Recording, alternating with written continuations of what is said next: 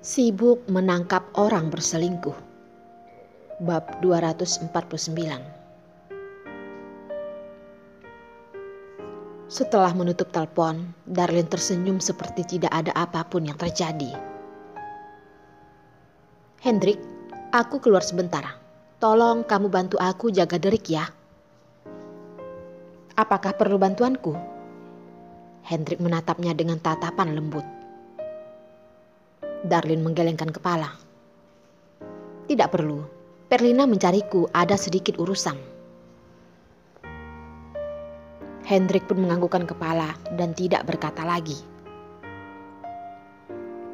"Ibu, kamu harus cepat pulang ya." Derek sama sekali tidak memalingkan kepala berkata kepada ibunya. Darlin dengan tidak berdaya melihat Derek yang sedang asik mendorong mainan bloknya. Melihat Hendrik dengan tatapan minta tolong, lalu berkata tanpa bersuara. "Hendrik, aku pergi dulu. Derek minta bantuanmu ya." Hendrik tersenyum, tiba-tiba teringat sesuatu dan berkata, "Darlin, kamu tunggu sebentar. Aku suruh supir mengantarmu keluar." "Oh, tidak perlu. Aku keluar naik taksi saja." Darlin buru-buru pergi, mengambil tasnya dan mengganti sepatu lalu keluar. Hendrik hanya tersenyum dan menggelengkan kepala. Sikap Darlin masih begitu tergesa-gesa. Derek sepertinya sedang serius mendorong rumah kecilnya itu. Dengan suara imut berkata, "Paman Hendrik, hatimu sudah hampir terbang."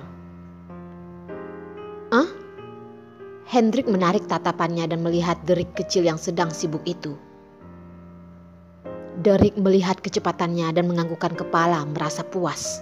Mengangkat kepala dan tersenyum melihat Hendrik. Dengan tatapan, "Aku mengerti." Lalu dia berkata, "Aku tahu Paman Hendrik menyukai ibu." Hendrik tidak menduga Derek akan begitu langsung menanyakannya. Senyuman di wajahnya tidak berubah dan bertanya, "Kalau begitu, apakah Derek setuju?"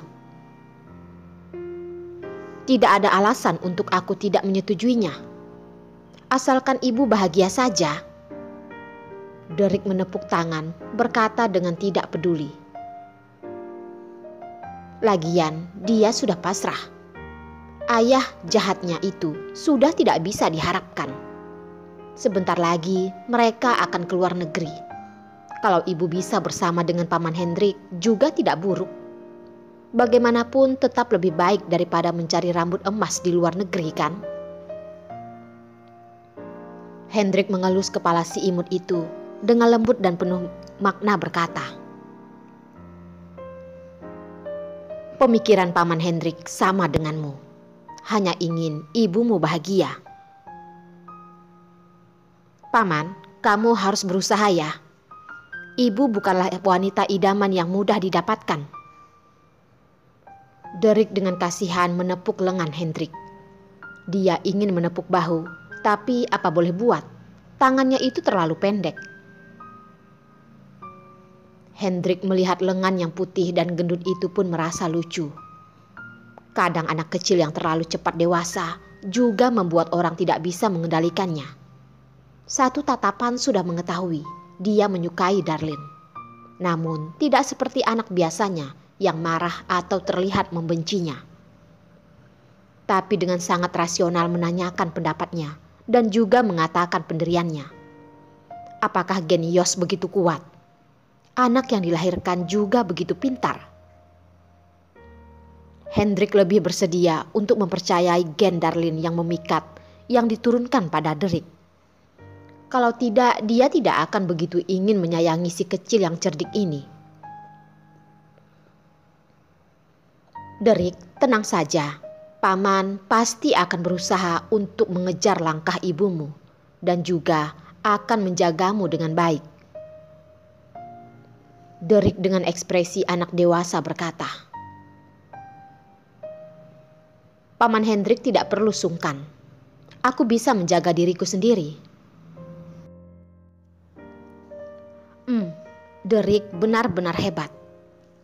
Paling tidak dari anak kecil yang pernah dia temui, tidak ada yang bisa dibandingkan dengan Derek. Setelah Darlene keluar dari villa, dia baru menyadari, selain sekeliling yang gelap dan kadang ada mobil pribadi yang keluar, bahkan sama sekali tidak ada taksi. Dia tiba-tiba teringat, orang yang bisa tinggal di villa ini semuanya memiliki mobil sendiri. Bagaimana mungkin naik taksi? Bagaimana ini? Apakah dia harus kembali lagi? Bukannya ini sangat canggung. Tiba-tiba ada sebuah mobil hitam yang berhenti di hadapannya. Pria yang ada di kemudi pun turun dengan sopan berkata, "Nona Darlene, Tuan muda menyuruhku untuk mengantar Anda keluar." Darlene kenal kalau ini adalah supir Hendrik. Hendrik benar-benar orang baik. Tidak perlu dia mengatakan, langsung mengirim supir keluar, membuat dirinya merasa malu dan ingin mencari lubang untuk bersembunyi. "Tolong kamu antar aku ke Vatican Club." Damian dengan perhatian membantu Darlene membuka pintu mobil belakang. "Nona Darlene, tidak perlu sungkan. Panggil aku Damian saja." "Baik, terima kasih Damian." Darlene dengan berterima kasih menganggukkan kepala padanya, membungkukkan pinggang dan masuk ke dalam mobil. Setelah Damian menutup pintu, dia pun masuk ke dalam mobil dan mulai menjalankan mobil. Perlina dari tadi sudah menunggu di depan pintu. Tidak jauh sudah bolak-balik berapa kali. Melihat orang yang dia tunggu masih belum kelihatan, barusan ingin menelponnya, dia pun melihat Darlene dengan sesak berlari menghampirinya. "Nona besar, apakah kamu barusan kembali dari mengelilingi Mars? Begitu lambat." Darlene menenangkan napasnya dengan kesal berkata, "Aku bersedia datang, kamu sudah harusnya tertawa. Aku bahkan belum menghabisimu."